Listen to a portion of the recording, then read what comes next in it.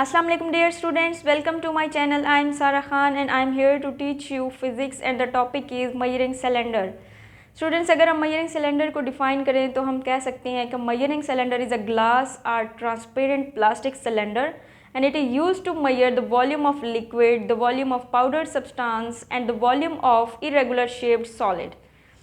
So students, glass और transparent plastic cylinder का मतलब है या तो ग्लास का होता है या फिर जो है प्लास्टिक का हो सकता है, और ट्रांसपेरेंट का मतलब है शफाफ, जो कि आर पर हम जिसके देख सकते हैं इस तरह का।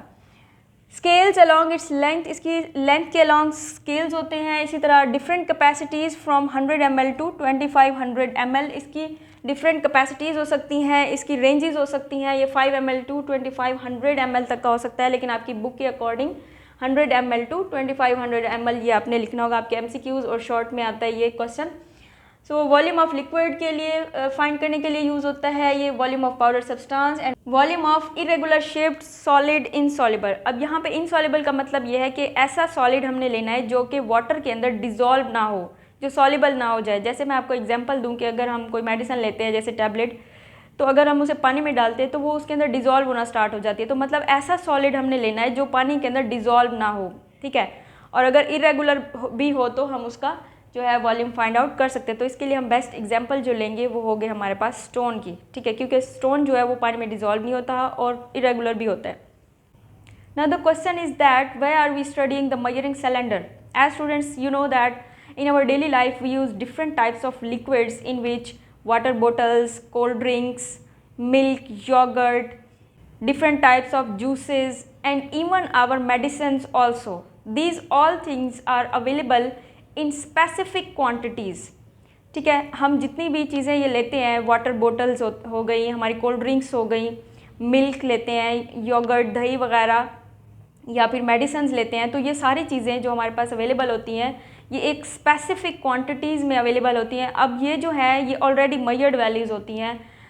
जैसे हमने जो है वाटर की बोतल ली या कोल्ड ड्रिंक ली 1 लीटर की या 2 लीटर इस तरह से, तो एज़ यू नो 1 लीटर जो है वो 1000 ml के इक्वल होता है। तो ये जानना हमारे लिए बहुत ज़रूरी होता है कि ये किस तरह से हैं। जैसे कि देखिए कुछ मेडिसिन जो होती हैं वो पाउडर फॉर्म में होती हैं, जैसे सिरप हो गया, तो वहाँ पे आपको इंस्ट्रक्शंस दी जाती हैं कि अगर इतना पाउडर है तो उसके लिए आपने जो है इतना ml वाटर इसके अंदर ऐड करना है। आपको एक जो है कप दिया जाता है प्लास्टिक का, वो भी एक्चुअली यही होता है कि आपने मेजर करके उसके अंदर वाटर को ऐड करना है। सपोज़ कि हमसे वाटर जो है ज़्यादा ऐड हो गया या कम ऐड हो जाता है, या हमें पता ही नहीं था कि किस तरह से ऐड करना था, तो या तो हमारी सेहत ख़राब हो सकती है उससे, या फिर जो है उसका बिल्कुल असर ही नहीं रहेगा। तो मतलब क्या हुआ इस सारी बात का कि हमारे लिए ये सब जानना ज़रूरी होता है, क्योंकि हम अपनी डेली लाइफ में ये सारी चीज़ें यूज़ करते हैं और वो एक मेजर्ड क्वांटिटी में ही होती हैं, एक स्पेसिफिक क्वांटिटीज़ में होती हैं। So now the question is that how to use a measuring cylinder. So students, इसके लिए हमने क्या करना है, मेजरिंग सिलेंडर को एक प्लेन सरफेस के ऊपर रखना है ताकि वो एक लेवल पे रहे, एक सही पोजीशन पे रहे। उसके बाद हमने इसको वाटर से फिल कर देना है। सपोज़ कि ये हमने 100 ml तक जो है इसको फिल कर दिया। अब स्टूडेंट्स, इसमें जो मेन बात है समझने वाली वो है मेनिस्कस की। अब मेनिस्कस क्या होता है? It is a boundary line between a liquid and it's container.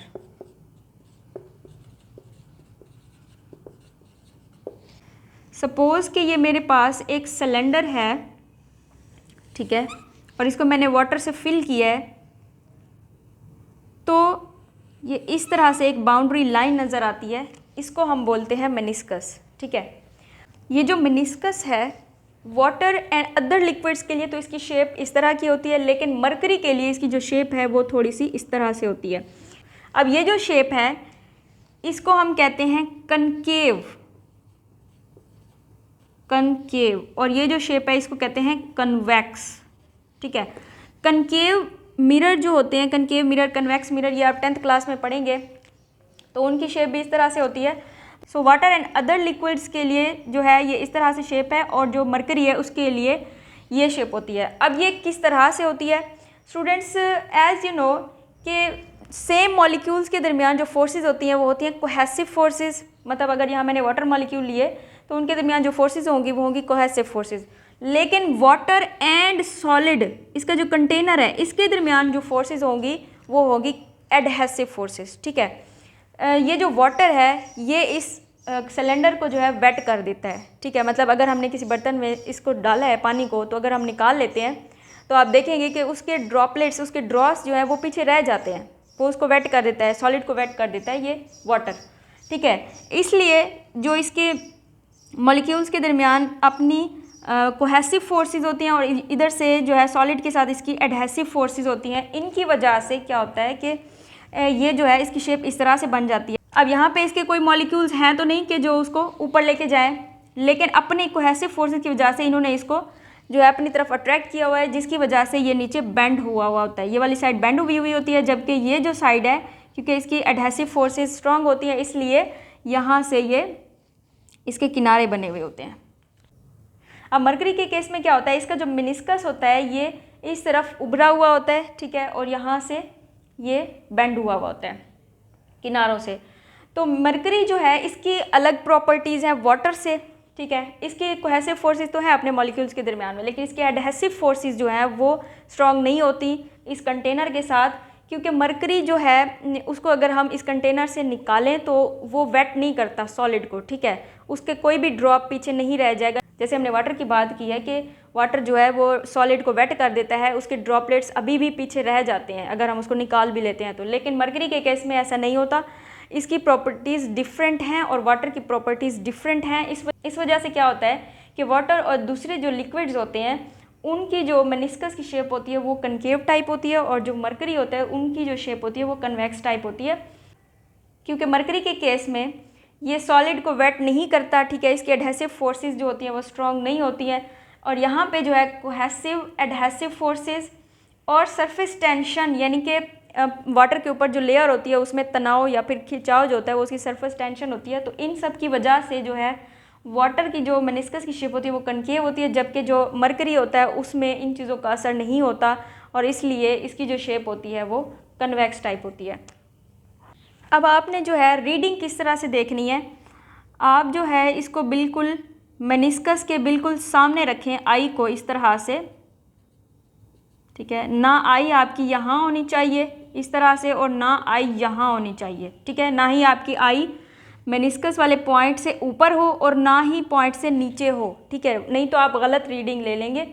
इसी तरह इस केस में भी आपने ऐसा ही करना है, आपकी जो आई हो वो बिल्कुल इस पॉइंट के ऊपर हो। ठीक है, ना आपकी आई इस पॉइंट से अबव हो और ना आपकी आई जो है वो इस पॉइंट से बिलो हो, बल्कि आपकी आई बिल्कुल इस पॉइंट पर होनी चाहिए, तभी आप सही रीडिंग ले सकते हैं।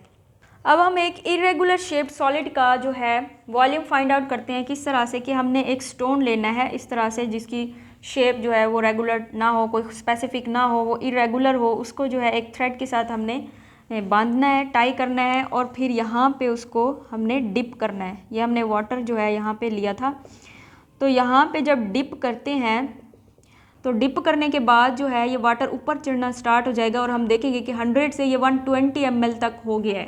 ठीक है, हमारे पास जो 100 था वो VI था, यानी इनिशियल वॉल्यूम, और जो हमारे पास 120 है वो उसका फाइनल वॉल्यूम हो गया। ठीक है, अब ये आप चैप्टर 7 में पढ़ेंगे आर्शिमिडीज प्रिंसिपल के अकॉर्डिंग, कि अगर हम किसी चीज़ को पानी के अंदर डिप करते हैं तो वो चीज़ जो है अपनी जगह बनाती है उस वाटर को डिस्प्लेस करके। ठीक है, तो जाहिर है इसने अपनी जगह बनाई है, तो पानी जो है वो उसने तो फिर फैलना है। ठीक है, पानी जो है वो ऊपर चढ़ना स्टार्ट हो गया। तो अब हमारे पास जो इनिशियल और फाइनल वॉल्यूम है, इसको फाइंड करने के लिए हम इस तरह से करेंगे, V is equal to VF minus VI। मतलब हमने जो है टोटल वॉल्यूम फाइंड करना है ना इसी स्टोन का। तो देखिए मेरे पास जो VF है वो 120 ml है, और जो VI है इनिशियल जो था वो मेरे पास 100 ml था। ठीक है, तो मैं 120 में से 100 को जो है वो माइनस करूँगी, तो मेरे पास टोटल 20 ml होगा, जो कि इरेगुलर शेप्ड यानी स्टोन का वॉल्यूम होगा। आई होप आज का लेक्चर आपके लिए हेल्पफुल रहा होगा. So don't forget to subscribe my channel, to like, comment and share this video. Thank you so much.